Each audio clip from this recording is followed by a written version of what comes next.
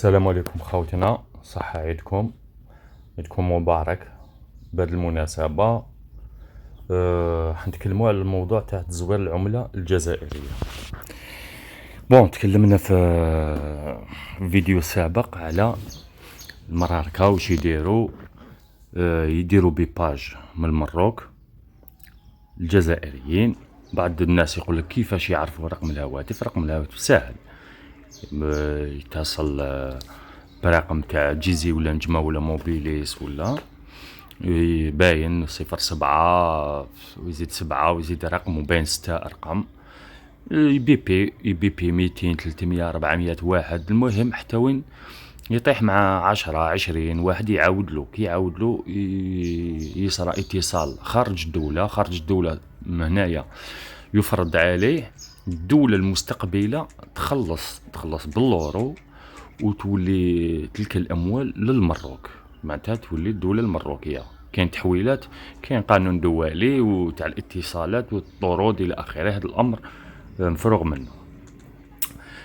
دوكا راح نتكلموا على طريقة واحدة أخرى تاع تحويل أموال من الجزائر. هذه الطريقة غير قانونية، جنحة ولا اسمها كيما حبيت، المهم ماهيش طريقة قانونية.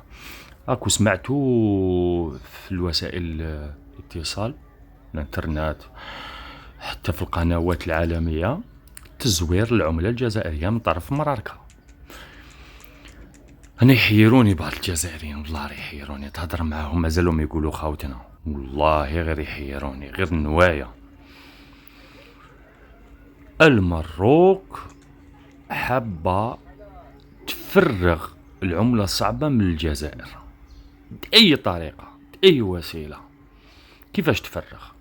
تبعت المراركة هنايا يديروا عملية تزوير، يعطلهم الوسائل بيان سور، باسكو راي انطلاقا من المروك، معناتها شغل دولة المروك ماشي من الشعب. ولا يكونوا هذوك الاشخاص بطريقه ملتويه ماشي ديريكت، باش ما يكونش تواطؤ واضح وادله.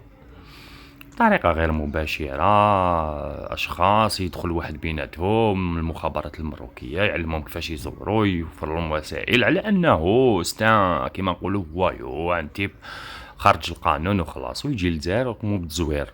سيبا يقدروا يزوروا من المروك، يقوموا بالتحويل تاعهم هنا. ممكن بلدان اجنبيه، وممكن يكون تزوير هنا من الجزائر. واش يديروا؟ العمله هذيك يمشيوها، يخدموها بطريقه احترافيه بيان سور، لان كاين دوله متورطه. يقدروا يدبروا لو بابي دارجون، معناتها اللي يطبعوا فيه الاموال. يقدروا حتى وين يديروا له طرق تاع هذاك الورقه تاع النحاس، وممكن يركبوا لها كيما نقولوا بيس ولا لا ارقام. يروحوا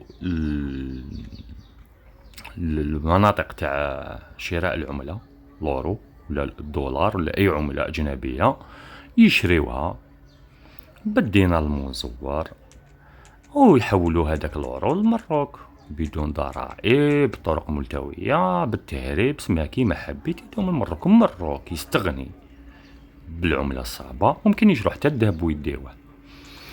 والجزائر يصرى لها واش يصرى لها كيما صات يحيى طبع، بصح ماشي من الدولة الاستثمار، ضربة بضربتين، صاع صاعين كيما نقولوا. ما العملة دخلت طريقة ماشي من الدولة كيما كان يقول يحيى طبع وتوجه الاستثمار. لا هنا يطبعوا وهما يستفادوا، يخرجوا العملة بها وإغراق، ويصير عملية تضخم في الاقتصاد الجزائري.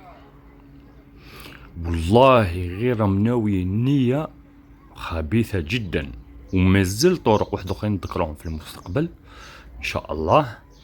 والله لو كان ما نفطنوش الدولة ما باش على هكذا، ما صارش تهجير، ما صارش امور اخرى. لازم نكونوا واعيين.